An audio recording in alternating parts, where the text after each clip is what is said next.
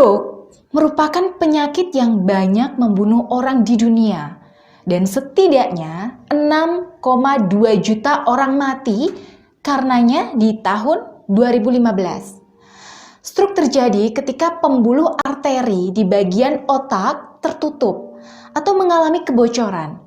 Nah, selain mematikan, penyakit ini juga mengakibatkan kecacatan dalam jangka waktu yang lama.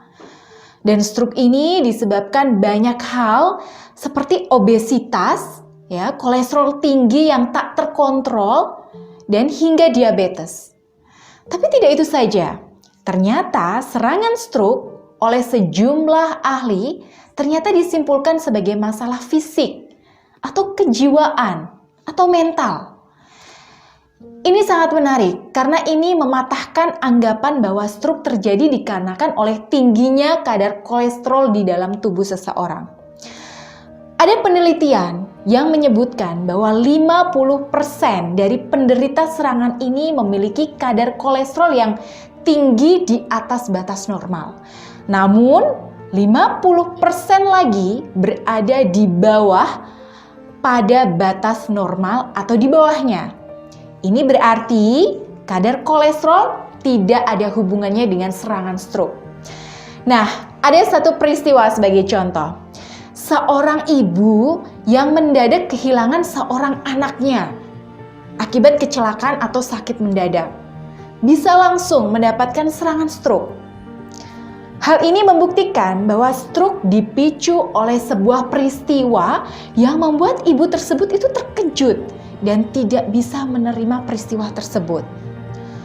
Oke, saya akan jelaskan seperti ini. Pada saat ibu tadi mendapat kabar buruk tersebut, pikirannya langsung kacau. Dan kekacauan pada pikirannya ini menjadi ketidakseimbangan pada emosi. Sementara emosi ini berkaitan dengan cakra jantung dan cakra mahkota, di mana cakra mahkota ini terletak di daerah kepala. Dan ketidakseimbangan emosi ini berpengaruh pada keseimbangan dua cakra tersebut. Dan hasilnya, ketidakseimbangan cakra ini bisa menyebabkan stroke secara tiba-tiba. Bahkan lebih buruknya lagi, bisa membuat ibu tadi meninggal dunia. Nah, bila Anda sudah terlanjur terkena stroke, Anda bisa memilih sebuah metode pengobatan alternatif, yakni pengobatan aura.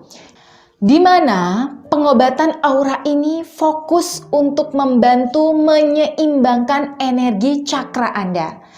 Dan insya Allah, dengan Anda rutin menggunakan metode ini, kondisi Anda akan lebih baik. Salah satu contohnya adalah klien saya, di mana beliau ini mengalami stroke yang menyerang separuh tubuhnya, sehingga dia sama sekali tidak bisa menggerakkan seluruh bagian tubuhnya. Dan setelah menjalani terapi rutin, alhamdulillah sekarang beliau sudah bisa berjalan dengan normal kembali.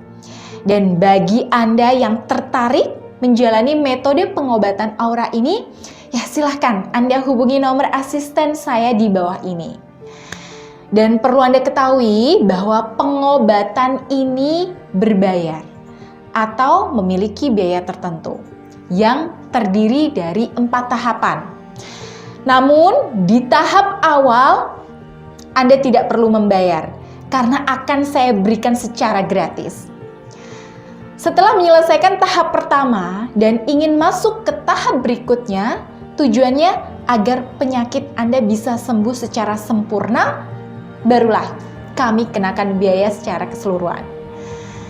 Baik, demikian pembahasan kami mengenai cara mengobati stroke dengan metode pengobatan aura. Ingat ya, selalu jaga kondisi jasmani dan rohani Anda. Dan selalu seimbangkan cakra-cakra dalam diri Anda.